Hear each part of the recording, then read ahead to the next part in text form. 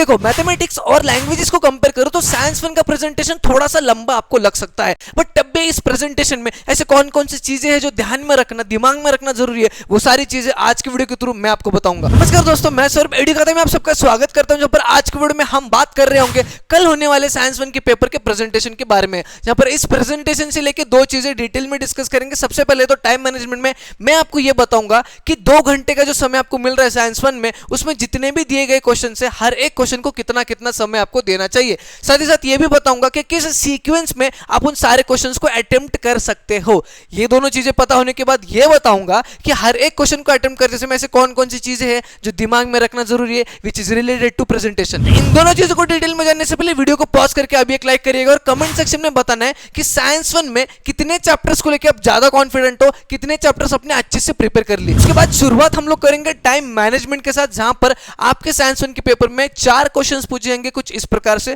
शुरुआत अगर question number 1A and 1B से करते हैं तो 1A में 5 ऑब्जेक्टिव्स, 1B में 5 ऑब्जेक्टिव्स, कुल मिला के 10 ऑब्जेक्टिव्स आपको पूछे जा रहे हैं 1A 1B में, जिसके लिए 15 से 20 मिनट का समय मैंने यहां पे दिया है। उसके बाद question number 2A and 2B की बात करूं तो 2A में 3 साइंटिफिक रीजंस पूछे जाते हैं, 2B में 5 क्वेश्चंस पूछे जाते हैं।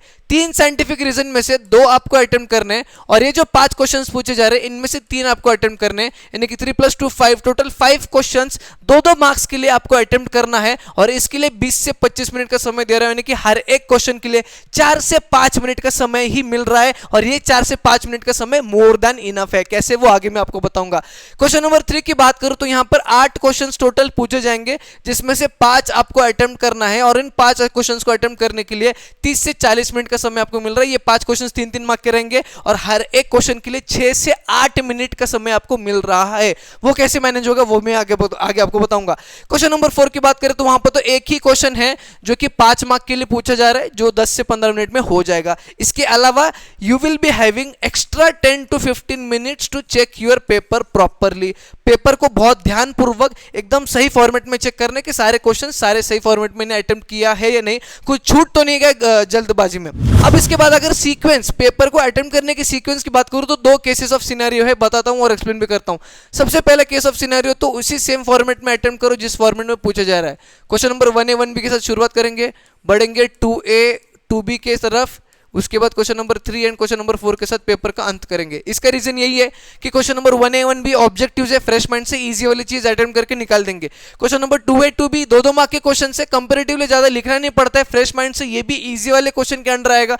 तो 1A 1B 2A 2B अगर निकाल देते हो तो जितना भी समय हमने बचाया है इन 2 क्वेश्चन को अटेम्प्ट करने के बाद वो 3 एंड 4 में हम लोग इन्वेस्ट कर सकते हैं शांतिपूर्वक लिखने के लिए।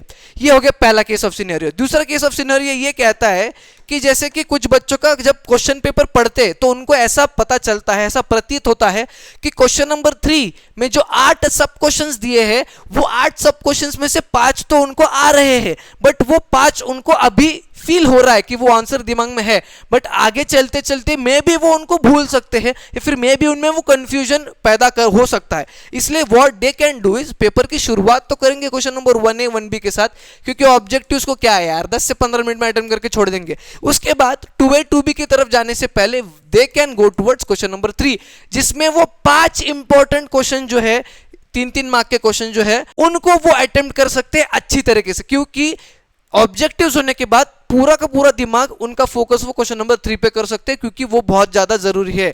उसके बाद they can go towards question number 2A and 2B, जो कि हालांकि आसानी होता है क्वेश्चन नंबर 3 से, और लास्ट में शांतिपूर्वक क्वेश्चन नंबर 4 की तरफ वो जा सकते हैं। अब हम लोग जानेंगे प्रेजेंटेशन टिप्स के बारे में। सबसे पहले तो क्वेश्चन नंबर 1A 1B की बात करेंगे, जिसमें ज्यादा कुछ बताने के लिए है नहीं। यहां पर तो आपको ऑब्जेक्टिव्स कुछ इसी प्रकार से अटेम्प्ट करना है, बस इतना ही मैं कहूंगा कि question number 1A and question number 1B ये दोनों भी सेपरेट पेज पे अटेम्प्ट करना, ठीक है, सेपरेट पेज पे अटेम्प्ट करना, इसी प्रकार से एक ही पेज के अंदर मत करना, वो एकदम सुटेबल रहेगा, टीचर्स को भी चेक करने के लिए कंफ्यूजन भी नहीं होगा, ठीक है।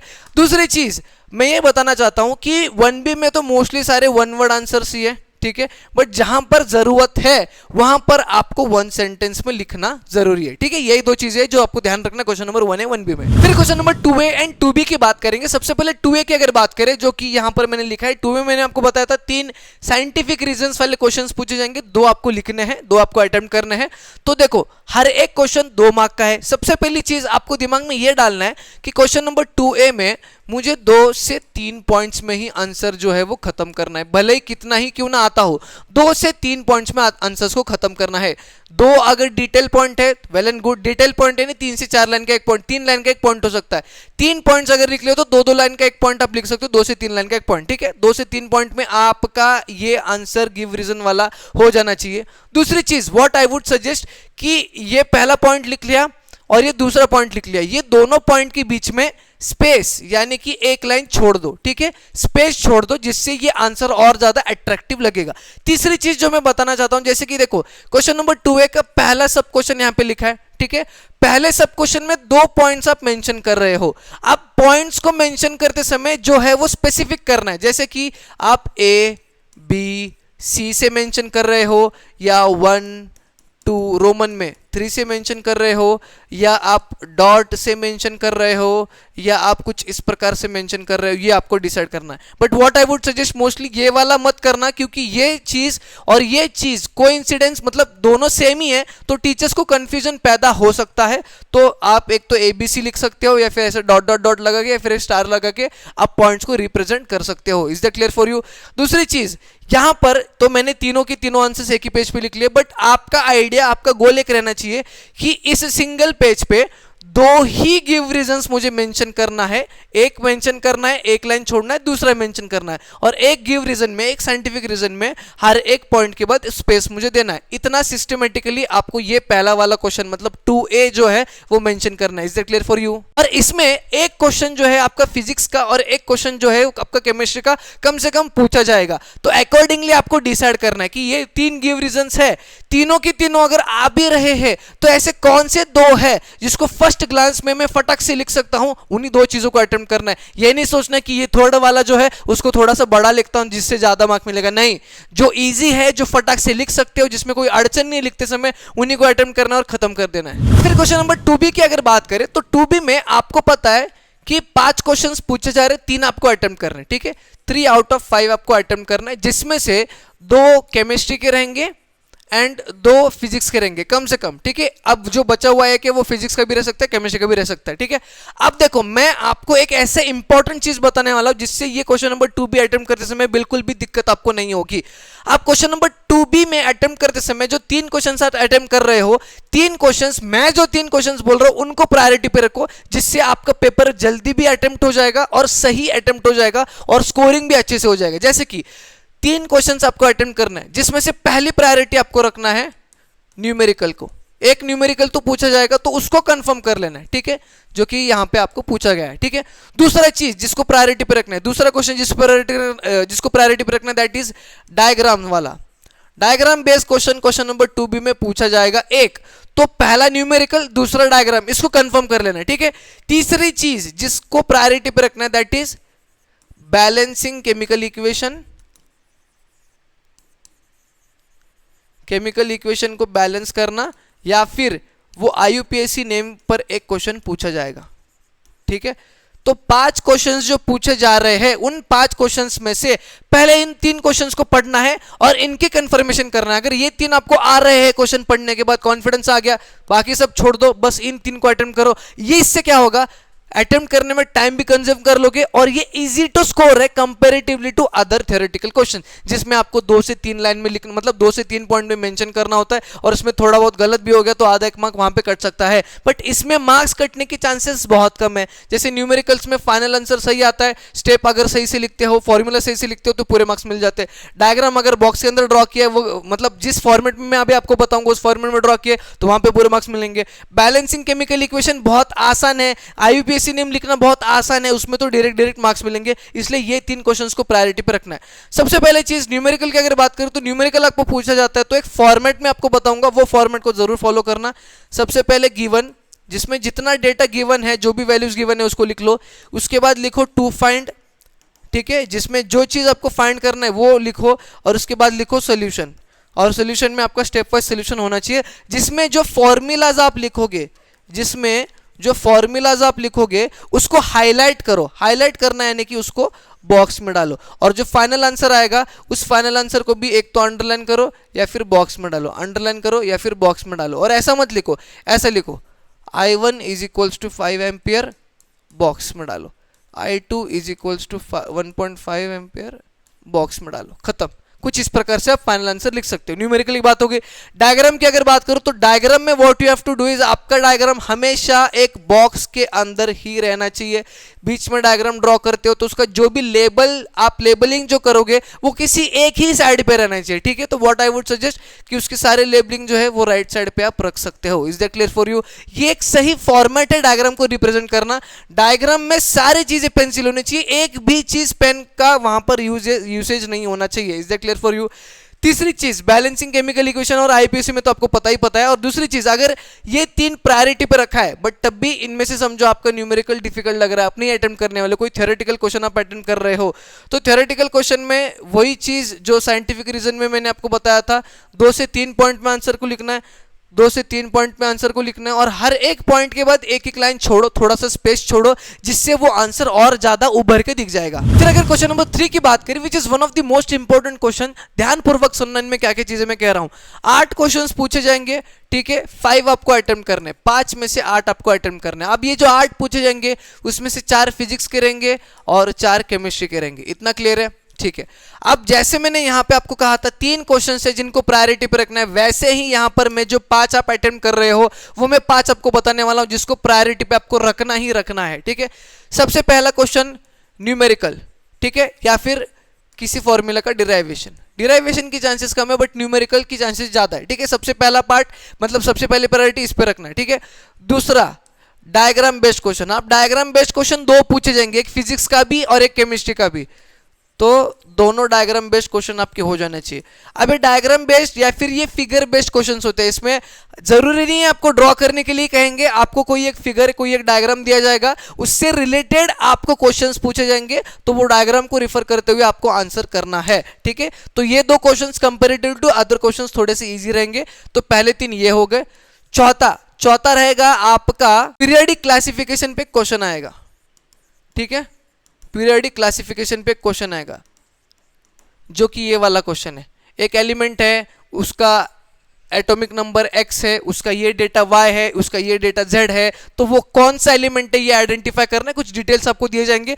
तो ये वाला जो क्वेश्चन है ये सबसे आसान क्वेश्चन है, तो ये होगा आपका चौथा वाला क्वेश्चन। और 5वें वाले क्वेश्चन में आपका सिंपल सा आएगा, कोई एक एक्सप्लेन द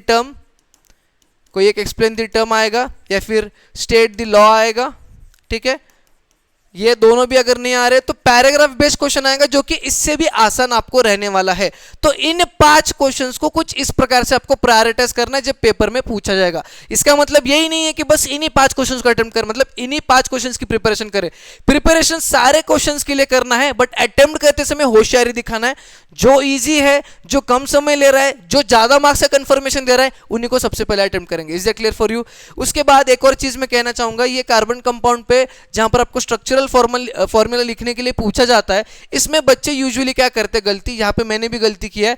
यहाँ पे ये स्ट्रक्चरल फॉर्मूला लिखा है मीथेन ईथेन का, बट इसको मैंने बॉक्स में नहीं डाला है। अब बॉक्स में नहीं डालने से कंफ्यूजन ये हो जाता है। अब देखो यहाँ पे ये सेंटेंस लिखा और ये डायग्राम है, इसके बीच में इतना स्पेस है, बट कई बार बच्चों का स्पेस बचता नहीं है और ये जो एच है ये इसके बीच में चले जाता है, तो वो बहुत ज्यादा कंफ्यूजन हो जाता है जिससे आधा मार्क यहाँ पे कट जाएगा आपका।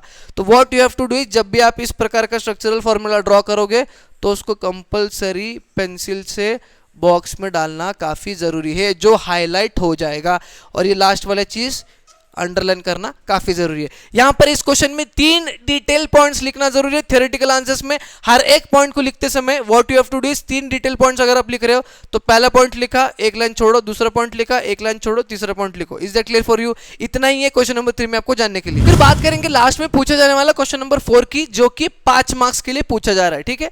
अब ये 5 मार्क्स के लिए पूछा तो जाएगा बट इसमें ना 4 या फिर 5 सब क्वेश्चंस पूछे जाएंगे। 5 सब क्वेश्चंस पूछे जा रहे हैं तो 1-1 मार्क के सब क्वेश्चंस पूछेंगे।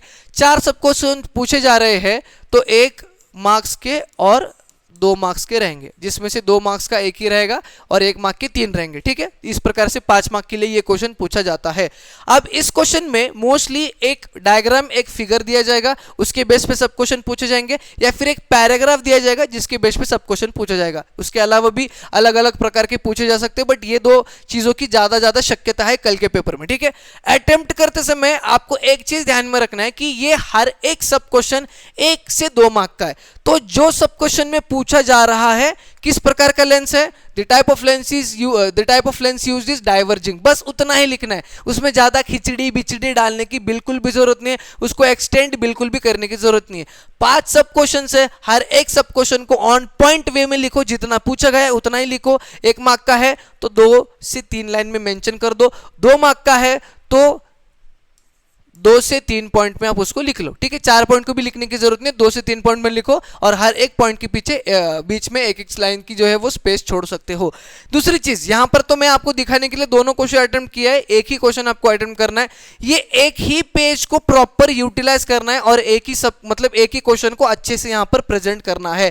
बिल्कुल भी घिचमिड़ करने की जरूरत नहीं है। घिचमिड़ यहां पर मैंने आपको किया है मैंने घिचमिड़, जो आपको यहां पर दिख रहा है। ठीक है, घिचमिड़ नहीं करना है। एक सब क्वेश्चन हो गया, एक स्पेस छोड़ दो। बी सब क्वेश्चन हो गया, एक लाइन की स्पेस छोड़ दो। सी सब क्वेश्चन हो गया, एक लाइन की स्पेस छोड़ दो। डी सब क्वेश्चन करो, खत्म होने के बाद लास्ट में एक लाइन खींचो, जिससे वो आंसर खत्म हो गया, ये प्रतीत हो जाएगा। इतने ही चीजें हैं, सिंपल चीजें जो आपको ध्यान में रखना है। और जब भी सब क्वेश्चन का सब क्वेश्चन जब भी आप लिख रहे हो, ट्राई करो उसको अंडरलाइन करने की। ठीक है, जिससे वो हाईलाइट हो जाए, जिससे टीचर्स को पता चल सके हाँ भाई ये एक सब क्वेश्चन है जिसका आंसर वो लिख रहा है। Is that clear for you?